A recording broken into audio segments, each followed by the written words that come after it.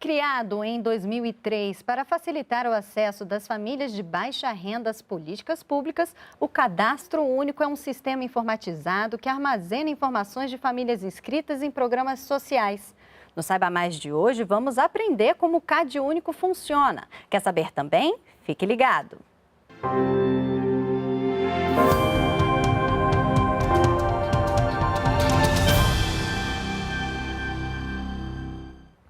Quem participa desse bate-papo é Tiago Falcão, secretário nacional de Renda de Cidadania do Ministério do Desenvolvimento Social.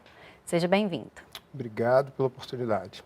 Para começar, Tiago, vamos entender primeiro um pouquinho o que é o Cadastro Único. Para que ele serve? Bem, o Cadastro Único é a grande porta de entrada dos programas sociais no Brasil hoje.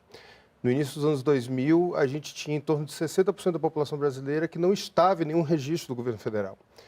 E uma série de programas sendo lançados querendo alcançar a população de mais baixa renda, mais pobre, mais vulnerável do país. Então, foi necessário todo um esforço de constituição de um cadastro com uma parcela da população que ainda não estava nos registros federais. É daí que nasce a necessidade e a construção do Cadastro Único. E, de certa forma, ele serve para mapear a realidade socioeconômica do nosso país. Exatamente. É o grande mapa da população mais pobre e mais vulnerável. Dos mais ricos, a gente já tinha um mapa, seja com imposto de renda, seja com a carteira de trabalho, seja com as informações relativas a viagens internacionais do passaporte. Mas o governo federal tinha informações estatísticas da população mais pobre, com os dados do IBGE, mas não tinha as informações concretas necessárias para realizar os programas e os serviços direcionados a essa parcela da população. E é uma responsabilidade compartilhada? Totalmente compartilhada. O governo federal tem, então, a responsabilidade de gerar o sistema, de normatizar todo o processo. A Caixa Econômica Federal é um grande parceiro do governo federal nesse processo ao disponibilizar o sistema, mas os grandes parceiros são os estados e os municípios, né? Os estados no processo de capacitação, de apoio aos municípios, e os municípios são os que têm o contato efetivo com o cidadão, coletam as informações, identificam a parcela da população que ainda está excluída, fazem os processos de busca ativa e constroem, então, esse sistema gigantesco. Atualmente, o Cadastro Único tem quantas famílias inscritas? São 27 milhões de famílias inscritas hoje, quase 80 milhões de pessoas, ou seja, 40% da população brasileira tem informações no Cadastro Único hoje. Mais do que isso, informações atualizadas, que o cadastro não faz o pedido de informação uma única vez. Pelo menos a cada 2 anos, as famílias são convocadas e devem comparecer para fazer a sua atualização cadastral, para a gente ter o melhor mapa possível da população brasileira. E quais são as informações, então, reunidas nesse banco de dados do Cadastro Único? São informações de todas as pessoas da família, quem mora junto, quem está no mesmo domicílio, pais, filhos, irmãos, tios, agregados que moram no mesmo domicílio, então a composição daquele domicílio, a composição daquela família, e informações individualizadas a respeito da identificação, né? Então qual é o número de identificação, qual é o registro, quem são, informações relativas à escolaridade, informações relativas à renda e informações relativas ao próprio domicílio, né? Como é que é aquela casa, como ela se constitui, as características próprias da residência. Bom, vamos começar as participações com a dúvida de uma emissora da Rede Nacional de Rádio lá de Altamira. Olá a todos do programa Saiba Mais. Me chamo Helenilton Batista, da Rádio Web Nova Independente. Falo de Altamira, no estado do Pará. As minhas perguntas são: quem pode se inscrever no Cadastro Único e quais são os documentos necessários para fazer o cadastro? Bem, obrigado pela pergunta. Eu acho que é uma informação essencial.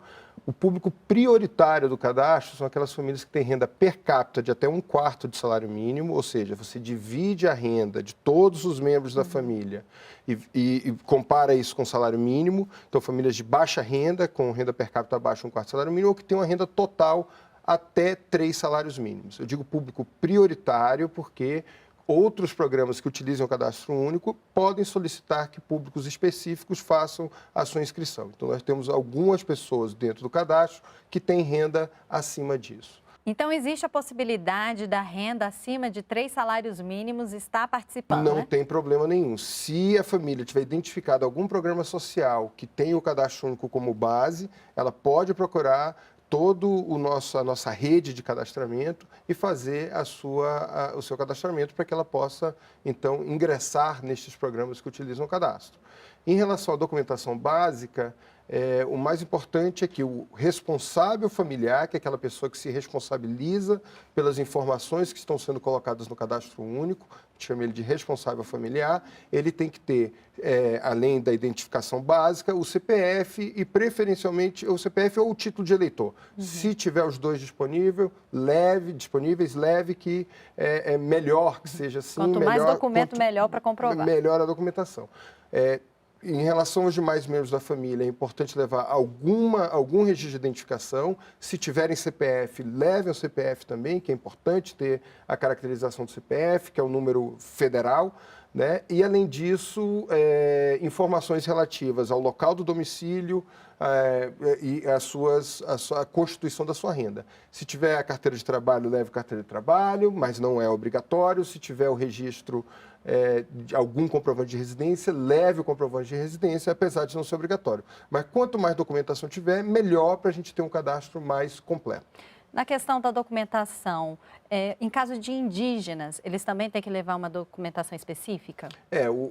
Os indígenas têm um registro específico dado pela FUNAI, que eles podem utilizar como base do cadastro único. Então, não existe problema em relação a isso. E mesmo aquela pessoa que não tem a documentação ou não tem o CPF, pode procurar o cadastro único, ter as informações básicas registradas e vai ter um período para poder complementar isso mais à frente. A própria rede de assistência, que é a grande responsável pelo cadastro único, vai ajudar esta família a procurar a sua documentação e, portanto, ajudá-la a se inserir dentro das ações sociais. Você falou aqui do responsável pela unidade familiar. Qual que é o perfil dele? Na grande maioria dos casos são mulheres, então o cadastro único tem essa caracterização, onde o responsável familiar, na grande maioria dos casos, são mulheres e são, então, as mulheres que levam a informação e que têm a responsabilidade pela informação que está sendo colocada no cadastro. Por isso, a classificação de responsável familiar. E tem uma idade, né, também, mínima? A idade mínima são 16 anos. Okay. Dado o nível de responsabilidade que essa pessoa tem em relação às informações. Não precisa ser, diferente de outros elementos, a pessoa que recebe mais da família, ou que tem um salário, ou que tem algum rendimento. Né? O importante é alguém que se responsabiliza pelos dados que estão sendo colocados ali. A Rafaela Gomes, de São Paulo, capital, nos enviou a seguinte pergunta. Pessoas que moram sozinhas podem ser cadastradas? Sim, pessoas que moram sozinhas podem ser cadastradas sem nenhum problema, chamada família unipessoal.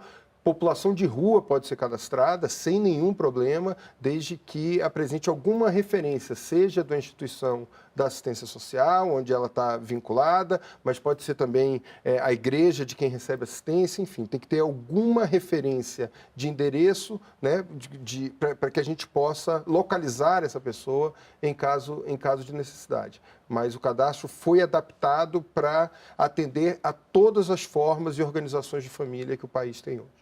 A gente está falando aqui de cadastro, né? Como se cadastrar, em que posto? Existe a possibilidade, talvez, de um cadastramento domiciliar? Sim, muitos municípios realizam a entrevista domiciliar, vão até as casas e fazem a coleta da informação no domicílio. Não existe nenhum problema em relação a isso. A grande maioria dos municípios tem as suas áreas de cadastramento, normalmente no Centro de Referência da Assistência Social ou áreas, estandes próprios de cadastramento distribuídos nas mais diversas áreas do município. Até mesmo as secretarias municipais podem estar fazendo esse atendimento? A própria né? Secretaria Municipal de Assistência Social, em muitos municípios, faz esse atendimento. Lembrando que o acesso aos benefícios não é dado de forma imediata, né? Tem gente que vai lá, faz o cadastro e já pensa que pode ter acesso aos benefícios. Tem um período de averiguação. Isso é muito importante. As informações do cadastro único, elas são todas autodeclaradas. E não podia ser diferente, dada a dificuldade que essas famílias têm de comprovar, principalmente, os seus rendimentos. Então, se a gente exigisse comprovante de rendimento, muitas famílias seriam excluídas dos programas sociais por conta disso. Então, o cadastro tem o princípio da autodeclaração. Isso não quer dizer que essas informações não são checadas. Muito pelo contrário. O fato de ser autodeclarado nos traz, e traz para o governo federal principalmente, a responsabilidade de checagem dessas informações. E aí a gente faz uma série de batimentos dessa informação com outros registros administrativos. Benefícios previdenciários, mercado de trabalho, informações relativas a emprego ou a são não servidores públicos, enfim, a gente faz uma série de cruzamentos de dados. Bom, e você também frisou aqui a importância da atualização, né? Manter o cadastro atualizado. O que acontece se não atualizar aqueles 2 anos que você falou no mínimo, né? A família deve procurar fazer a atualização cadastral sempre que tiver alguma alteração na composição da família, ou que ela mudar de endereço, ou que a criança mudar de escola, ou se tiver alterações nos seus rendimentos. Então, ela tem que procurar o cadastro único a qualquer momento. Se durante 2 anos não tiver nenhuma alteração nesses elementos, mesmo assim a família tem que procurar o cadastro único e confirmar as informações que foram declaradas 2 anos antes. Com isso, a gente consegue ter um mapeamento atualizado das famílias e consegue fazer com que os programas funcionem melhor. Se as famílias não atualizarem o cadastro até 2 anos, elas são convocadas e, não sendo convocadas, elas podem ser excluídas dos programas sociais que utilizam o cadastro como base. Sena Madureira, no Acre, também quis participar do programa. Vamos conferir. Eu sou o Aldejane Pinto, da rádio Dimensão FM, no Acre. Gostaria de saber se o cadastro único dá acesso a que tipos de programas e benefícios? Bem, são hoje mais de 20 programas federais que utilizam o cadastro único como base. Vou citar só os principais, que são o programa Bolsa Família, que foi o programa original do cadastro único, mas hoje o cadastro vale muito mais do que isso. Vale também para o benefício de prestação continuada, que atende 4.400.000 famílias no país, atende a tarifa social de energia, que atende em torno de 8 milhões de famílias com a tarifa social de energia, aos programas de habitação, como Minha Casa Minha Vida, a identidade jovem, a identidade do idoso, enfim, são dezenas de programas. Quem tiver mais interesse de conhecer os programas que tem o cadastro único como base, pode procurar no site do Ministério do Desenvolvimento Social, com o endereço que aparece aí na tela de vocês.